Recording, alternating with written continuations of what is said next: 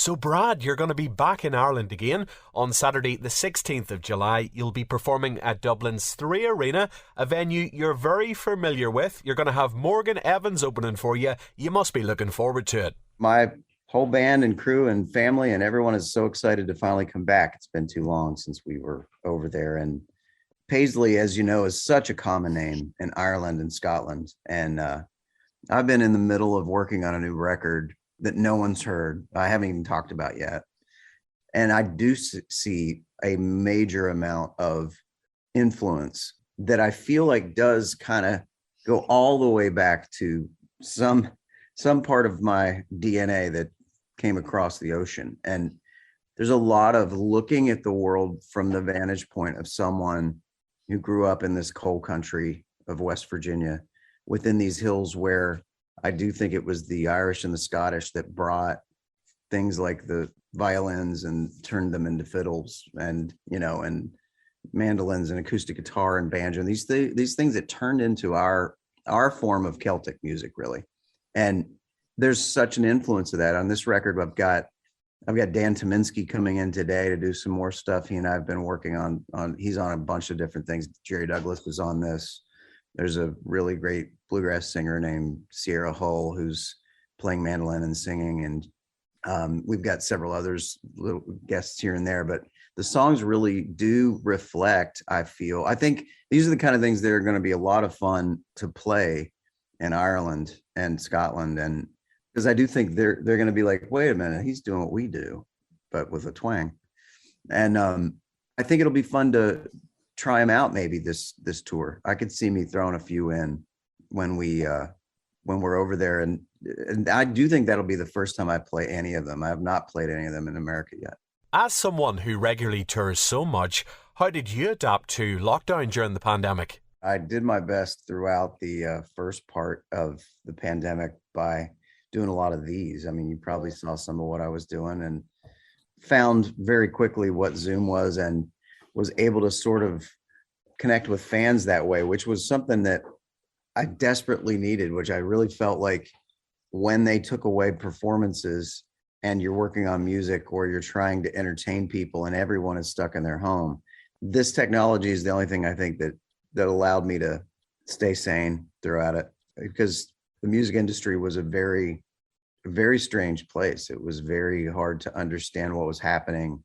And also, we did not know what our future would look like. And I didn't know when I'd see you guys again and be able to come back over. You've just kicked off the tour in the US, and I'm wondering if the pandemic has in any way impacted the current live show and the songs that you're choosing to perform.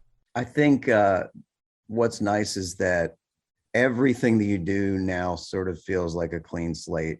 Honestly, everything feels different. The content that we use on screens and the vantage point of having been through a pandemic makes every single thing feel different. When you do a song like American Saturday Night, we've been actually doing a version of that over here where I put Ukraine in the lyric and we have the Ukrainian flag in part of it. And you can imagine that song became it just means so much more. Same with certain songs after the pandemic. When you hear them now and you think about what we all went through, you're standing on a stage and it's a different feeling. Like a song like Last Time for Everything is a really great example of that. Will never feel the same to me again, because that song is about, making the most of every opportunity. You never know when it's going to be taken away, sort of thing. And I remember singing it on the night when they were shutting everything down. I had a concert in Canada and they had already canceled the concerts coming up in America, but because it was sort of middle of nowhere, Saskatchewan, Canada, they let us play. And I was the only one I know of that had a concert that night. So you're singing that song thinking, when am I going to see this again? So yeah, everything's different, I think, in that sense. And whether or not it's a different show, which it will be a little bit, it'll feel different now after what we've all been through together. I've seen you give away your guitar a few times to fans in the audience, which is a lovely thing. Fender's been really great about being a part of that. I have a couple of models made by them and they got on board pretty quick and said, let us help you, give these away. And well, there's a really great story in Sweden, I believe, of a guy I gave a guitar to. One of my first trips to play Sweden. It's been a decade ago now. He now has his own band and plays music in Sweden. And he didn't play before I gave him the guitar. So now that wasn't necessarily what I had in mind. I usually give it to like a 4-year-old or 8-year-old or someone in the crowd. I think he was older, but I always say to him, it's like, learn how to play it, kid. This will change your life. There have been some of the most inspiring things when I hand the guitar to a kid and then find out the next day that his grandpa just died, or he had just had a hard time at school with something, or he has a friend that's sick, or and you give them this guitar and the parent writes a letter as to why this was the perfect time. And I think maybe there's just never not a perfect time to give a kid a guitar, now that I think about it. And you yourself were given your first guitar from your grandfather. The single most life-changing moment for me, by far. He worked on the railroad in West Virginia, and he learned to play by sitting there in the time between trains, learned to play a guitar because he was a telegrapher. So he was talking between the two, the trains that would come from one station to another. And then in the meantime, he would have 20, 30 minutes of downtime, and he'd sit there and play the guitar. And that's how he learned. And he just became so enamored with the instrument that once my parents had me, he just thought, oh man, I can't wait to see this kid do what I do. Never really thinking for a second whether or not I had any ability for it. I just happened to eventually have some. It's funny because people will say, oh, you're a good player. And it's like, I think back and I've seen kids that 6 months in are absolute prodigies. I was not. I had to really work past what was maybe some obstacles. I think Ben Franklin was right when he talks about inspiration versus perspiration. We last spoke back in October of 2019. It was backstage at the 3 Arena Dublin, and I remember you telling me about the store, which then opened in March of the following year, a week I think before the lockdown came in. So this is a non-profit free grocery store in Nashville, which you and your wife Kimberly were inspired to open after first visiting the Unity shop in Santa Barbara, California back in 2012. Now, I know during the pandemic, you obviously had to react to the circumstances and you started doing home deliveries. And I think close to something like 1.3 million meals were delivered within the first year of the store opening. Now, knowing that you've transformed so many lives and helped so many people get back on their feet, and also for your children to witness this, must be very humbling and really fill you with pride. It's really kind of you to do all this homework on that and bring that up. My wife and I got this idea, as you said, from a place out in California, and thought that it would be a really great match for a town like Nashville. And we worked for 5 or 6 years getting it ready with a really great board of directors that we would tell the idea to some business leaders in town, and they all became a part of the inception of this. Belmont University, my alma mater, is the school that we're partnered with that actually figured out where it would go, and it's kind of a part of campus. And it's an amazing 5-year journey to March of 2020. And the reason we launched, the first way we launched, was this tornado that hit Nashville caused quite a bit of damage and displaced some people. And instead of a big sort of grand opening, we just went on Instagram and TikTok and whatever and said, hey, come on down if you need food. We're open. That was our no ticker tape parade. We just opened our doors. So we got to do that for about a couple of days. And then we had to figure out how to serve people food in a pandemic. And it was actually my record producer, a guy named Luke Wooten, who's a terrific human being, who called me and said, I have a studio full of young people that are typically interning or operating equipment, and they're all very healthy and in their 20s, and they don't know what to do with themselves right now. Can we deliver for the store?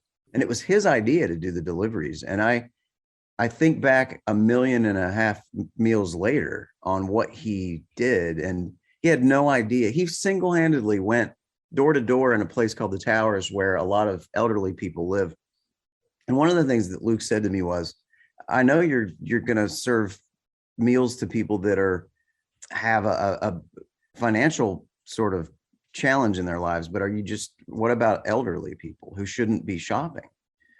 So we changed our whole model at that moment to serve elderly folks. And there was a few people towards the end of the service that, once the pandemic came under control here, wrote a nice letter about how much it meant, and also said, and you can stop giving us food now, give that to someone else. I'm in a good place.